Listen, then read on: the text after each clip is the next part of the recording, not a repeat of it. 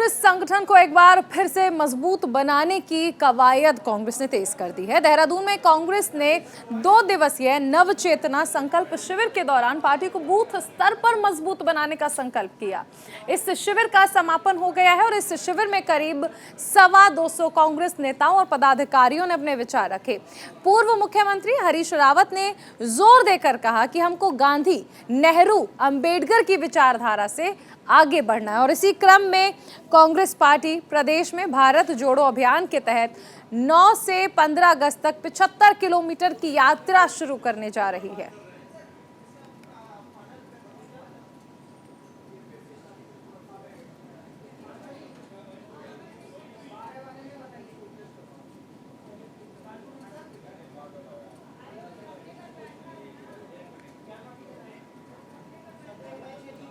तो संगठन को मजबूत करने की कवायद जो है कांग्रेस में एक बार फिर से तेज हो गई है।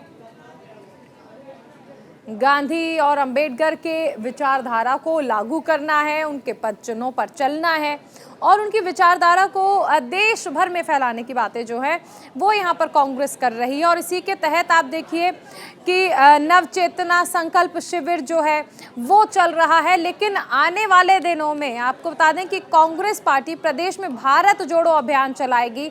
9 से 15 अगस्त तक 75 किलोमीटर की ये यात्रा जो है ये होने वाली है। इसको लेकर हमारे सहयोगी संजय पुंडीर हमारे साथ जुड़े हैं। संजय, क्या अपडेट है इस पूरी खबर को लेकर? कांग्रेस लगातार पार्टी को मजबूत करने की कोशिश कर रही है और इसी के तहत भारत जोड़ो अभियान जो है वो चलाया जाएगा, 75 किलोमीटर की यात्रा। देखिए चारुल, आपको बता दें कांग्रेस का चिंतन शिविर इन दिनों चल रहा है और देश भर में लगातार ही जगह जगह कार्यक्रम का आयोजन किया जा रहा है। ऐसे में अगर उत्तराखंड की बात की जाए या फिर अन्य राज्यों की बात की जाए तो तमाम जगह चिंतन शिविर का आयोजन किया जा रहा है।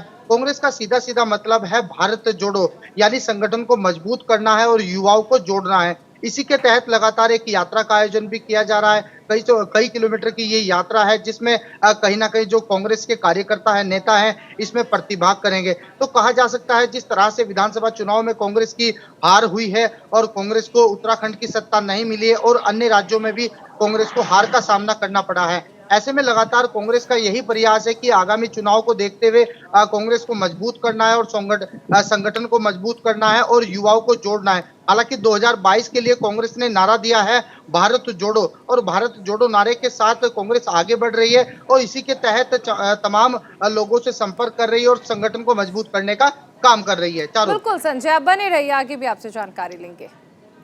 उत्तराखंड से कल्पना सैनी को राज्यसभा के लिए निर्विरोध निर्वाचित मान लिया गया है। दरअसल राज्य से राज्यसभा की एक सीट खाली हुई थी जिस पर 10 जून को मतदान होना था, लेकिन राज्य में दूसरे दलों ने अपने उम्मीदवार नहीं उतारे और ऐसे में सैनी को निर्विरोध चुन लिया गया। विधानसभा सचिवालय ने कल्पना सैनी को राज्यसभा सदस्यता का सर्टिफिकेट दे दिया है। डॉक्टर कल्पना सैनी ने पार्टी का आभार जताया। उन्होंने कहा कि उन्हें जो जिम्मेदारी सौंपी गई है उस पर खरा उतरने की कोशिश करेंगी। देखिए, मैं महिला भी हूँ, जी, मैं शिक्षिका भी हूँ और ये जो युवा पीढ़ी है इनकी माँ भी हूँ। मैं महिलाओं का भी दर्द समझती हूँ, किसान की बेटी हूँ, किसान की बहू हूँ। मेरे अपने भाई जो सीमा पर देश की रक्षा कर रहे हैं, मैं सबका दर्द समझती हूँ, सबकी परेशानियाँ समझती हूँ और समझती नहीं हूँ, उनसे बहुत अच्छे से अवगत हूँ। अब तक समाधान करते आई हूँ। अब मुझे मौका मिला है केंद्र में जाने का तो मैं वहाँ भी अपने प्रदेश के लिए। हमारे साथ हमारे सहयोगी संजय पुंडीर बने हुए हैं। संजय, देखिए, एक बड़ा संदेश देने की कोशिश यहाँ पर धामी गवर्नमेंट ने भी की थी कि महिलाओं को भी प्राथमिकता दी जा रही है, इसके साथ ही सैनी समाज को मजबूत करने की कोशिश। और ऐसे में देखिए, कल्पना सैनी ने भी साफ कर दिया है कि अब उन्हें जो मौका मिला है तो ऐसे में वो भी पीछे नहीं हटेंगी और जो भी मुद्दे हैं, चाहे हरिद्वार के हों चाहे पूरे उत्तराखंड के, उन्हें जोर शोर से उठाएंगी। देखिए चारुल, कल्पना सैनी को निर्विरोध चुन लिया गया है जिसके तहत कहीं ना कहीं कल्पना सैनी अपना कार्यभार भी संभाल लिया है। कहा जा सकता है कि चुनाव की तिथि से पहले ही कल्पना सैनी को चुन लिया गया है, क्योंकि अन्य कोई पार्टी के प्रत्याशी नहीं थे। इसके तहत ही उनको अब राज्यसभा घोषित कर दिया। साफ कहा जा सकता है कि कल्पना सैनी को अब सेवा करने का मौका मिला है। हालांकि जिस तरह से धामी सरकार में महिलाओं को महत्वपूर्ण भूमिका दी जा रही है, तो इसी के तहत कहीं ना कहीं कल्पना सैनी ने भी कहा है कि अब मुझे सेवा करने का मौका मिला है और महिलाओं के लिए क्या कुछ हो सकता है और राज्य के लिए क्या कुछ अच्छा हो सकता है, इसी के लिए वह अब अपना कार्य करेगी। चारुल। बिल्कुल संजय, आप बने रहिए, आगे भी आपसे जानकारी लेंगे। उत्तराखंड के मुख्यमंत्री पुष्कर सिंह धामी की उपचुनाव में ऐतिहासिक जीत हुई और इसके बाद धर्म नगरी हरिद्वार में बीजेपी कार्यकर्ताओं में खुशी का माहौल देखने को मिला। अखिल भारतीय अखाड़ा परिषद के अध्यक्ष महंत रविंद्र पुरी और वीएचपी नेता अशोक तिवारी ने मुख्यमंत्री को चुनाव जीतने पर बधाइयां दी। साथ ही संतों ने एक दूसरे को मिठाई खिलाकर खुशियां मनाई। महंत रविंद्र पुरी ने कहा कि सीएम धामी राज्य को विकास की दिशा में आगे लेकर जाएंगे।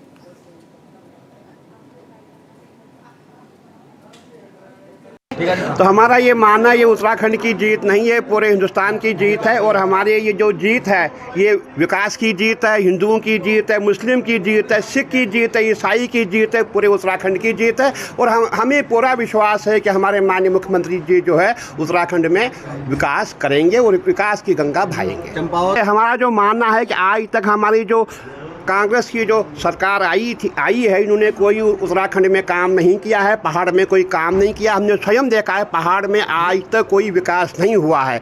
और अब जो है धामी जी आए हैं, अब जो है पहाड़ में विकास की गंगा शुरू हो जाएगी। मोदी जी किस तरह से देखिए, आपने खुद देखा होगा, इस समय हमारा ये मानना है, आपने खुद देखा कि 57,000 वोटों से उनकी जीत हुई है। हमारा ये देखा होगा कि 90% वोटों से वो जीते हुए हैं। इसका मतलब है उत्तराखंड की सबसे बड़ी जीत है और लोगों को जो है धामी जी पे विश्वास है और धामी जी जो है आगे चल के बहुत अच्छा कार्य करेंगे। हमारे साथ हमारे सहयोगी संजय बने हुए हैं। संजय, कहा जा सकता है कि ना सिर्फ बीजेपी के कार्यकर्ताओं में खुशी बल्कि संत समाज में भी खुशियां हैं इस ऐतिहासिक जीत की। मुख्यमंत्री पुष्कर सिंह धामी की जीत हुई है।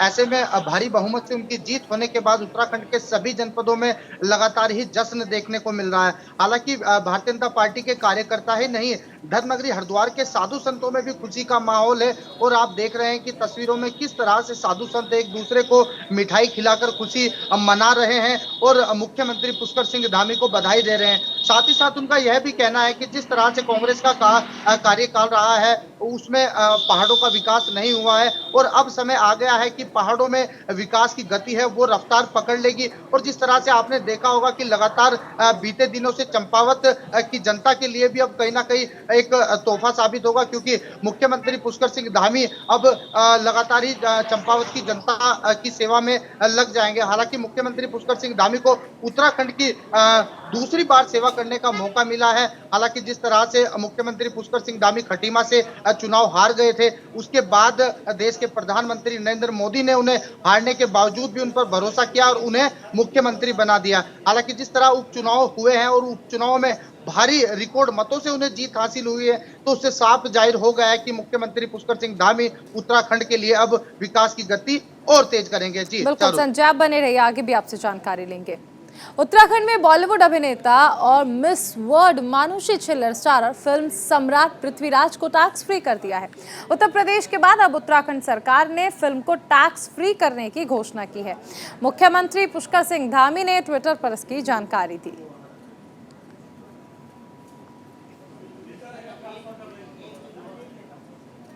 चंपावत उपचुनाव में हार का मुंह देखने वाली कांग्रेस प्रत्याशी निर्मला गहतोड़ी के बयान पर अब प्रदेश में गहमागहमी शुरू हो गई है। कांग्रेस प्रवक्ता गरिमा मेहरा दसौनी ने चंपावत उपचुनाव में कांग्रेस प्रत्याशी निर्मला गहतोड़ी का बयान जारी किया। गहतोड़ी ने इस पर सफाई दी। उन्होंने कहा कि कांग्रेस पार्टी के ऊपर मैंने कोई आरोप नहीं लगाए हैं। गहतोड़ी का कहना है कि उनकी बातों को तोड़ मरोड़ कर पेश किया गया। निर्मला गहतोड़ी ने कहा कि उनके बयान से छेड़छाड़ करने वाले पत्रकार पर वो कानूनी कार्रवाई करेंगी।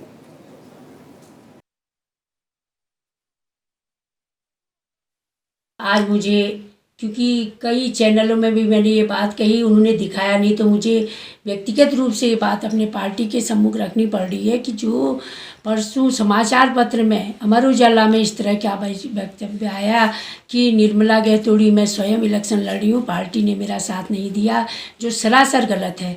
मैं शुरू के दिन से ही कहती हूँ कि मैं कांग्रेस की सिपाही हूँ और कांग्रेस का सिंबल है। मैंने इस सिंबल की सब कोशिश की कि इसकी रक्षा भी करूं और मैंने इसकी मर्यादा भी बनाए रखी। और यहाँ पर जो वो कहते हैं कि मुझे प्रदेश संगठन द्वारा नहीं सहयोग नहीं मिला, जो गलत है। पूरे प्रदेश संगठन ने मुझे बहुत अच्छा सहयोग दिया। ये मैंने इलेक्शन नहीं लड़ा, कांग्रेस पार्टी ने इलेक्शन लड़ा। और कांग्रेस के अध्यक्ष जो करण मेहरा जी हैं वो यहाँ पर रहे, क्योंकि बीच में उनको जब वो नामांकन में आए वो कह के गए थे कि मुझे बीच में चिंतन शिविर में जाना है, ये मेरी मजबूरी है, उसके बाद मैं यहाँ आके पूरा जो भागदौड़ संभालूंगा। उन्होंने काम किया, ऐसा नहीं है कि उन्होंने काम नहीं किया, और पूरा पुरजोर कोशिश की उन्होंने। यहाँ पर माननीय हरीश रावत जी यहाँ पर आए जो हमारे नेता हैं और पूर्व मुख्यमंत्री हैं, यशपाल जी यहाँ पर आए नेता प्रतिपक्ष हैं, पूर्व अध्यक्ष जो हमारे नेता प्रतिपक्ष भी रहे प्रीतम सिंह जी इतनी दूर आए, और पूर्व अध्यक्ष गणेश गोजियाल जी यहाँ पर आए, जो ज्योति रौतेला जी हैं मेरी बहन, उन जो महिला कांग्रेस की प्रदेश अध्यक्ष हैं, उन्होंने पूरा 15 दिन यहाँ लगाया। उनके साथ मीना शर्मा हो चाहे अन्य अलका पाल हो, कई लोग यहाँ पर आए, और आदेश चौहान जी यहाँ पर आए, विधायक जी हैं, सुमित हृदय जी यहाँ पर आए। तो ये कई तमाम जिनका नाम नहीं भी ले सक रही हूँ, वो वहाँ हरिद्वार से भी हमारे विधायक जी आए थे यहाँ पर, और प्रदीप टमटा जी जिन्होंने डोर टू डोर यहाँ पर प्रचार मेरे साथ किया। तो मैं कैसे कह सकती हूँ कि प्रदेश संगठन ने मेरा साथ नहीं दिया। मैंने जिला संगठन में भी जितने लोग हम बचे थे सब लोगों ने हमारा साथ दिया। ये कहना बहुत ही गलत है कि जो ये आरोप पत्रकार ने जो लिखा है, जो आरोप मेरे द्वारा बताए गए हैं, वो सरासर गलत है। मैंने पत्रकार को फ़ोन भी किया और मैंने उससे ये भी कहा था कि खंडन करो, उसने खंडन नहीं दिया है। मैं उस पत्रकार के खिलाफ भी कार्रवाई करूँगी और पार्टी से ये भी आशा करूंगी कि वो भी मेरा इसमें साथ देंगे। इस तरह की जो भाजपा के लोगों की षड्यंत्र के तहत इस पत्रकार ने इस तरह से लिखा, और मैंने खुलेआम भी उस पत्रकार से कहा कि तुम्हारी हिम्मत इस तरह की कैसे हुई कि तुमने यहाँ पर मुझे जलील करने की कोशिश की, और उसमें भी मुझे पार्टी के साथ तुमने इस तरह का षड्यंत्र किया जो गलत। हरिद्वार नगर निगम क्षेत्र के 2 वार्ड्स में 12 जून को उपचुनाव होने हैं। पार्टी के प्रत्याशी के कार्यालय उद्घाटन के मौके पर पार्टी के प्रदेश अध्यक्ष मदन कौशिक जनता के बीच पहुंचे। यहां उन्होंने कहा कि बीजेपी पर अपना भरोसा बनाए रखें। उन्होंने प्रत्याशी सुरेंद्र मिश्रा के लिए वोट अपील की। मदन कौशिक ने कहा कि पार्टी बड़े अंतर से दोनों ही सीटों पर बाजी मारेगी।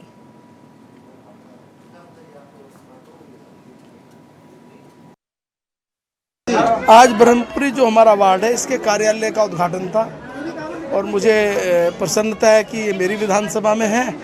तो विधानसभा में होने के नाते आज कार्यालय उद्घाटन में मुझे आने का अवसर मिला है, और यहाँ में जो उत्साह देख रहा हूँ, और एक कार्यालय के उद्घाटन में जितनी विधानसभा में भीड़ होती इतनी यहाँ वार्ड में आज लोग बाहर निकल के आए हैं। निश्चित रूप से भारतीय जनता पार्टी इस वार्ड को बड़े मार्जिन से जीतेगी।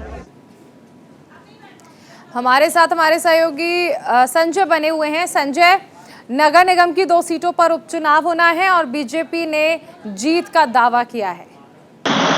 बिल्कुल चारुल, हरिद्वार विधानसभा में वार्ड का उपचुनाव होना है, जिसको लेकर कांग्रेस और भाजपा दोनों ही पार्टी के प्रत्याशी आमने सामने हैं। हालांकि यहाँ भाजपा प्रत्याशी के लिए अब कार्यालय का उद्घाटन भी हो गया है, और उद्घाटन प्रदेश अध्यक्ष मदन कौशिक ने किया है। इसी के तहत मदन कौशिक ने कहा है कि भारतीय जनता पार्टी जनता से किए गए वादों पर खरा उतरेगी, और किसी भी क्षेत्र में किसी भी तरह की अगर जनता को, स्थानीय लोगों को दिक्कत होती है तो उसका समाधान भारतीय जनता पार्टी के प्रत्याशी करेंगे जीतने के बाद। तो कहा जा सकता है कि उपचुनाव को लेकर अब यहाँ तमाम तैयारियां पूरी हो गई है, और जिस तरह से लगातार उपचुनाव होने हैं इसके तहत ही दोनों पार्टी अपनी अपनी तैयारी में जुट गई है। चारुल, चलिए, बहुत शुक्रिया संजय इस तमाम जानकारी के लिए।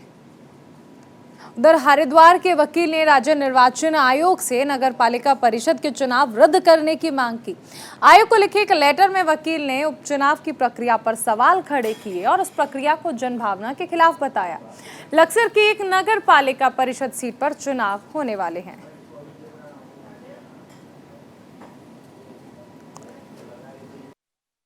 हमारे यहाँ नगर पालिका परिषद लक्सर में वर्तमान में 2 सीटें रिक्त चल रही हैं। जिनमें से मात्र एक सीट पर ही उपचुनाव कराया जा रहा है, जो कि साफ तौर पर नियम विरुद्ध है, न्याय संगत नहीं है। यदि चुनाव आयोग को चुनाव करवाना ही था तो समान दृष्टि रखते हुए दोनों सीटों पर उपचुनाव कराया जाना जरूरी था, परंतु ऐसा नहीं किया गया। इसी संबंध में मैंने माननीय चुनाव आयोग से मांग की है कि तत्काल एक सीट पर जो चुनाव हो रहा है उस पर रोक लगाई जाए, साथ ही साथ पुनः कार्यक्रम जारी कर दोनों सीटों के लिए चुनाव कार्यक्रम घोषित कर जल्द से जल्द कराया जाए, ताकि जनता जो अपने आप को उपेक्षित महसूस कर रही है उससे निजात पा सके। उधर आम आदमी पार्टी ने हेमा भंडारी को प्रदेश प्रवक्ता बनाया है। पार्टी जिला कार्यालय पहुंचने पर फूल माला पहनाकर उनका जोरदार स्वागत किया गया। इस मौके पर पार्टी प्रदेश उपाध्यक्ष नरेश शर्मा ने कहा कि हेमा भंडारी पार्टी की जुझारू कार्यकर्ता हैं। 2018 में उन्होंने मेयर का चुनाव लड़ा। पार्टी शीर्ष नेतृत्व ने हेमा भंडारी को प्रदेश प्रवक्ता के साथ मीडिया पैनलिस्ट की जिम्मेदारी भी दी है।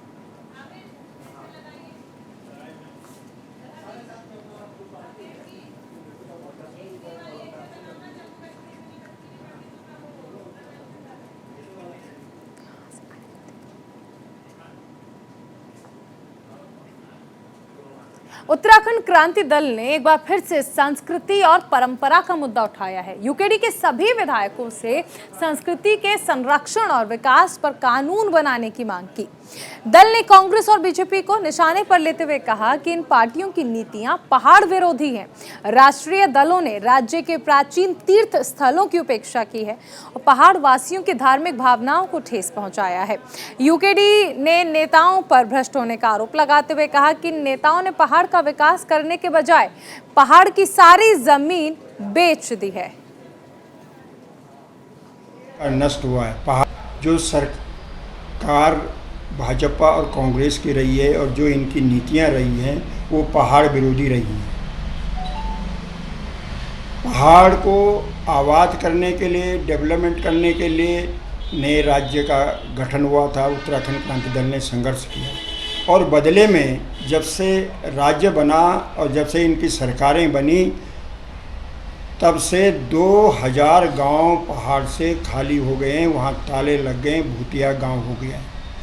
इनके कार्यकाल में पहाड़ की संस्कृति का नष्ट हुआ है, पहाड़ की पहचान नष्ट हुई है, पहाड़ की परंपराएं नष्ट हुई है, पहाड़ के संस्कार नष्ट हुए हैं, पहाड़ ने अपनी अस्मिता खोई है। और पहाड़ का जो बजट था भ्रष्ट नेताओं ने, भ्रष्ट अधिकारियों ने हड़प लिया। हरिद्वार में समाज कल्याण विभाग ने शिविर लगाकर दिव्यांगों का यूनिक डिसेबिलिटी आई कार्ड बनाया। इस शिविर में 30 दिव्यांगों ने UDID कार्ड बनाए हैं। पालिका के अध्यक्ष अम्बरीश गर्ग ने शिविर का उद्घाटन किया। उन्होंने कहा कि दिव्यांग हमारे समाज का जरूरी हिस्सा हैं। वो खुद को दूसरे लोगों की तुलना में कभी भी कम न समझें। लक्सर की सहायक समाज कल्याण अधिकारी संध्या शर्मा ने जानकारी दी कि शिविर में कुल 30 दिव्यांग लोगों को UDID कार्ड बनाकर दिए गए हैं।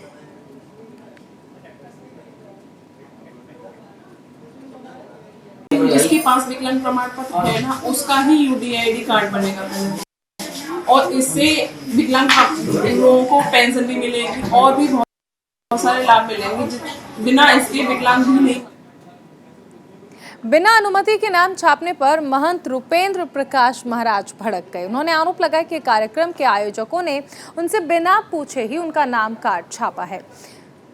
महंत ने जानकारी दी कि उन्होंने पुलिस से आयोजकों के खिलाफ कार्रवाई की मांग की है और इस मामले पर महंत ने DGP और SSP से भी बातचीत की।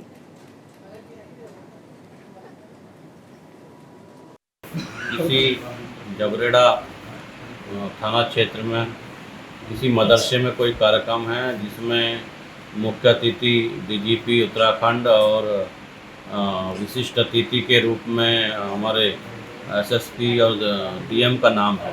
इसमें कुछ संतों का भी नाम है, मेरा नाम है, जिसकी हमें कोई जानकारी नहीं है, ना कोई अनुमति प्राप्त की गई है। केवल नाम छाप दिए गए। ये केवल हमारी छवि खराब करने का एक प्रयास है और जिस प्रकार की उसकी मजमून है, हिंदू मुस्लिम एकता और कौमी एकता की बात की गई है। हमारे देश में बहुत ही सांप्रदायिक सौहार्द है, किसी प्रकार की कोई ऐसी स्थिति नहीं है। ये केवल हिंदू समाज को बदनाम करने के लिए पूज्य संतों को हमारे देश के प्रधानमंत्री के द्वारा जिस प्रकार से देश में एक शांति है इसको कैसे भंग किया जाए, ये एक कुचक्र है। मैं उसकी निंदा करता हूं और उनके खिलाफ मैंने जबरेड़ा थाना में एक तहरीर दी है और संबंधित अधिकारियों को भी मैंने फ़ोन पर बात कर कार्रवाई करने की लिए निवेदन किया। देहरादून के नकरौंदा 0 पॉइंट पर 2 बच्चों की नदी में डूबने से मौत हो गई। मौके पर पहुंची पुलिस से बच्चों के कपड़े मिले थे, जिसके बाद एसडीआरएफ ने सर्च ऑपरेशन चलाया। एसडीआरएफ की टीम ने दोनों बच्चों के शव जिला पुलिस को सुपुर्द कर दिए हैं।